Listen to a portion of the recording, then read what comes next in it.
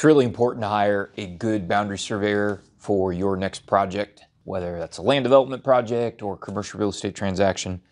I'll talk about why that's so important in some of my other videos. You need to remember not all surveyors are alike, right? Surveyors are different, and low price for a survey usually equals low quality as a general rule. Now, I say that, and I know there's some folks that are in the real estate industry. If they heard the first part of this video, they'd say, Landon, he's just trying to sell me a survey. He wants to overcharge me. One surveyor is as good as any other surveyor. How complicated could it be? How hard could it be? And so I want to tell you a true life story. This actually happened. It's about a licensed surveyor that used to practice in Central California. So my part of California, he's deceased now. He died a few years ago. But he surveyed around Central California for, 30 or 40 years. Okay. And the reason I ran across this gentleman, there's other terms I could use, but we'll call him a gentleman for now. The reason I ran across this gentleman is I was asked recently, the last few months, to retrace a survey that he did in 2002 in Stockton. And I'm going to talk about this in another video, but make a long story short, he did a really horrible job on this land title survey, and there was a major building encroachment, and on his survey he showed that the building was well within the property boundary, and there were other issues with the survey. It was a chocolate mess. Basically, he did a really bad job. And so I started to do a little poking around. I didn't know this man personally. I had never heard of his company before. So I started doing a little poking around, did some research on his company, and we researched him as an individual a little bit. And so one of the things our licensing board does is they keep a record, anytime there's been a complaint or an enforcement action against your license, our licensing board in California keeps track of that. So we went online and pulled this gentleman's record with the licensing board just to see what kind of stuff was on there.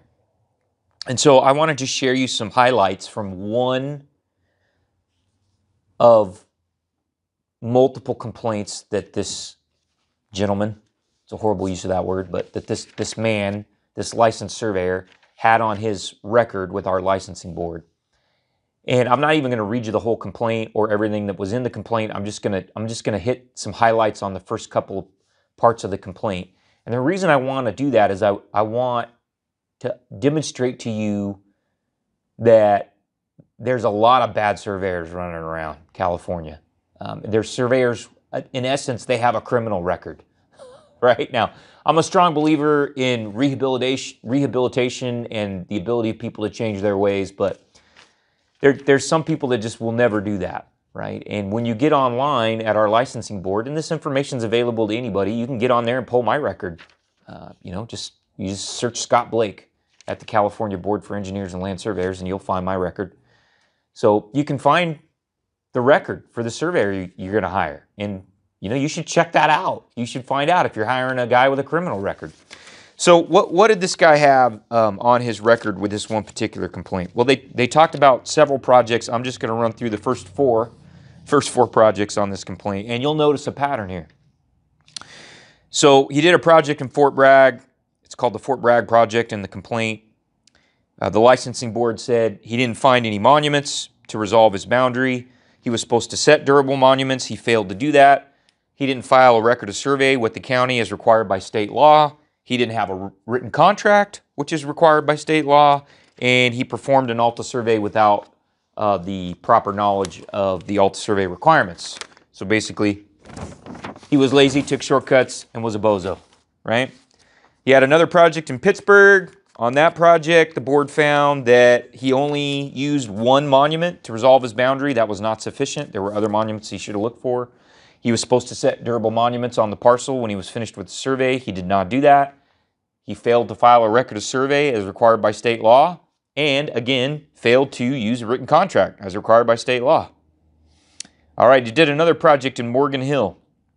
The board found that he did not use any found monuments to resolve his boundary when those monuments were likely available. He did not set durable monuments to mark the parcel boundary when he told the client he would do that. And he did not use a written contract as required by state law. Okay, are you starting to notice the patterns? All right, last one. You did a project in Manteca. That's right in my backyard. The board found he did not use or show found monuments on a survey when they were available. He did not mark the parcel boundary with durable monuments as he told the client he would. He did not file a record of survey with the county as required by state law. He did not use a written contract as required by state law. And he performed an ALTA survey without proper knowledge of the ALTA survey requirements. Now, there was more stuff in this complaint.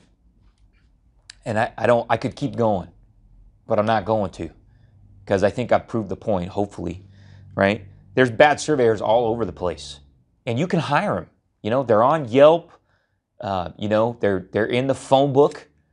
You know, they're going to be recommended by your real estate agent, and they're going to take your money and run, and they're going to do a bad job. They consistently fail to do what they have promised you, the client, they will do. They don't properly perform the boundary survey. They don't set monuments. They don't file the map with the county. They don't use a written contract. And, you know, what's the big deal? What's the problem? You can't trust someone like that. This is a professional that you've hired for their expertise. You're going to rely on them. You're supposed to be able to trust them. And these surveyors like this are not trustworthy, right? They're going to do a half-baked job on your boundary survey, and you are going to build a barn or an accessory dwelling unit or an apartment building over a property line or over a setback line. You don't want to do that. I just had a case come up last month. A surveyor did a survey in the Bay Area of California for an accessory dwelling unit. He mucked it up, and they built the ADU several feet into the neighbor's backyard. And like, this guy was a bozo. Like, he hopped the neighbor's fence to set property corner monuments, you know, several feet into the neighbor's backyard. And then they tore the fence down and built the ADU. And like, yeah, the neighbor got lawyered up, as they should have. So, you know, these surveyors are running around all over the place. So, know the reputation of the boundary surveyor that you're going to hire for your project. How do you do that? You know, get on their website. Check out their website. Do they seem like they know what they're talking about?